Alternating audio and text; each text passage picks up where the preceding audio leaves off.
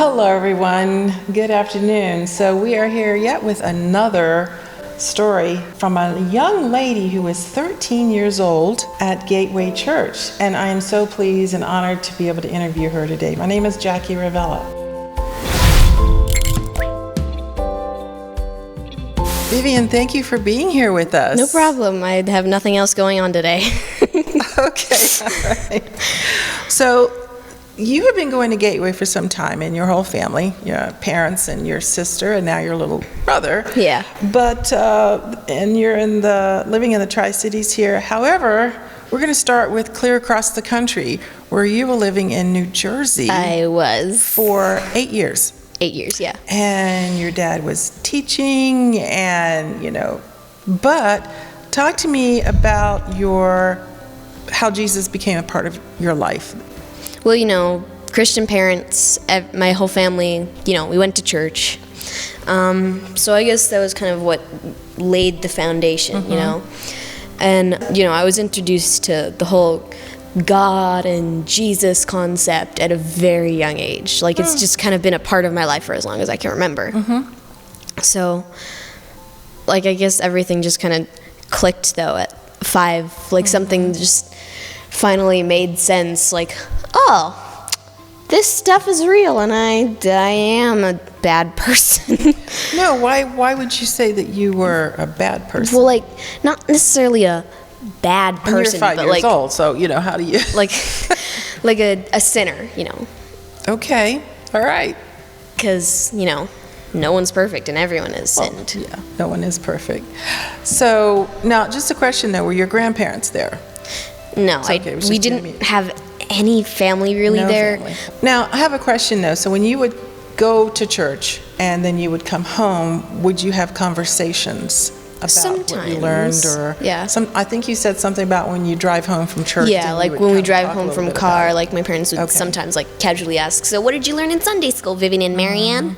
Because we weren't really old enough to sit through the sermon without "Mommy, I'm bored." Okay, so you weren't in the daycare part of the church. You were in the church. It was like a Sunday school. A Sunday school. Yeah. All right, I understand. So from there, you moved. Yes. You moved back. Do you move to Oregon, or was it the Tri-Cities? We moved to Kennewick in the Tri-Cities. All right. Because that's where all our family is. We have my cousins, my uncle, both of my grandparents live here in Washington. Right. My great grandma used to live here. Sadly, she's with Jesus now.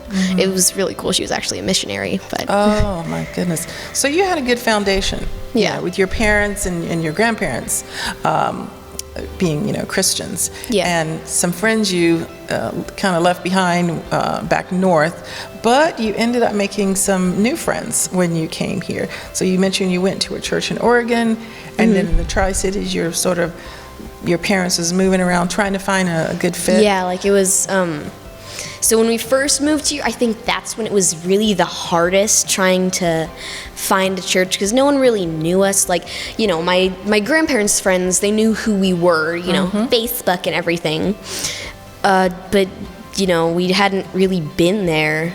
We might have been there on a couple times when I was really young, but I don't really remember it. So we kind of just were, every couple weeks we would change churches to see if we could find a better fit, or if we would have to settle for this or go with that. But eventually we came to this church called Oasis Vineyard in Hermiston, Oregon. But we went there for a good long while, actually. One of my best friends I still keep in contact with her. That's good. She was actually the daughter of the lead pastor, so I got special privileges. And my dad he's really good friends with the lead pastor, actually. So it's our whole family is friends. And my mom is friends with the wife, and, So then how from there did you end up going to more of a local church here?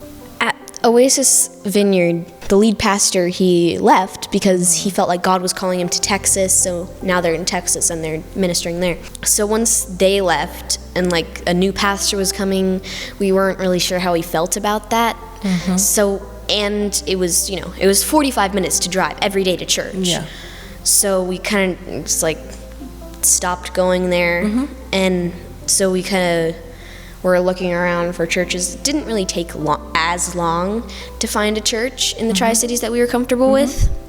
So I think my dad talked about him as a kid.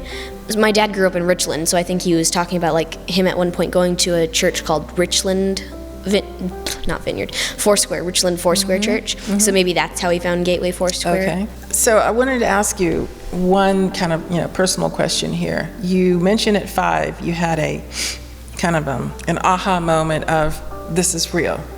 How did it continue to be real for you? Well, I guess when we moved, I was only 8 at the time, so it was kind of hard for me to make new friends. Like we went to a public school.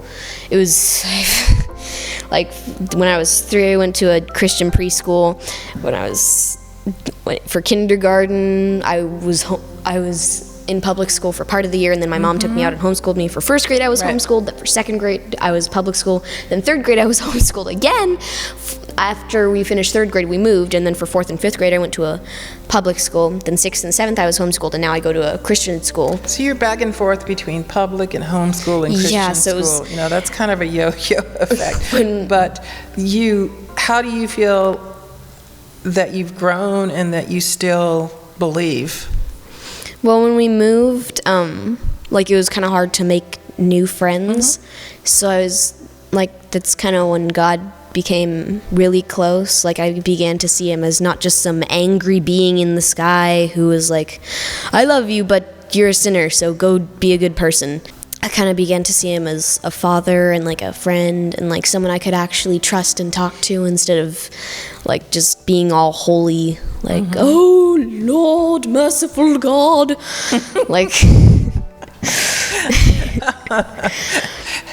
You're theatrical. You're very good. Well, I get it from my dad. Okay. But that's kind of when I first began coming closer to God. And he did give me some good friends, and I have a friend in New Jersey that I still talk to. I just don't see her. Right. Yeah. So, he's given me some really good friends. So I'm thankful for that. And so at Gateway Church, you are in the youth group. I am. And tell me what couple of things you really like about youth group and the church here at Gateway. Well, for the youth group, I enjoy Brian and Iris, how they make everyone feel welcome and like they're actually part of the family, even if it's just their first time there. We kind of just introduce them, and like we don't really treat them as an outsider. We just kind of go about like normal. So basically, you kind of feel like you're welcome when you come in there. You don't. Nobody's standoffish, and it's like you've almost known each other forever. Yeah, like we're family. Like you don't need to be pressured to be a certain way. That's good. Yeah. And I like this new thing they started doing. Like, they said that if God puts a message on your heart, then you could actually go up and teach youth group for that week, like do a little mini sermon, I guess.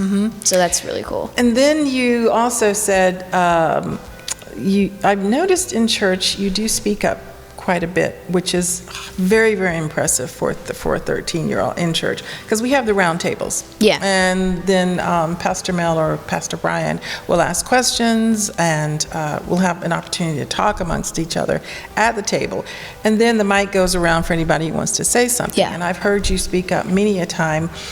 You're well versed in the Bible, and your knowledge is absolutely impeccable, and not to mention your common sense. So I think it all kind of ties in together with your personality. Yeah. And I think that's really phenomenal. So I would like to thank you for your time today, Vivian. I think this has been an extraordinary interview, and I wish you all the best. Thank you. Thank you, everyone, for being here, and we will see you next time with another interview. Take care.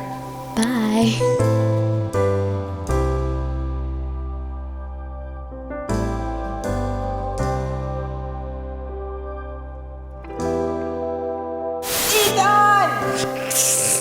Imagine that's like in the blooper reel. Amen.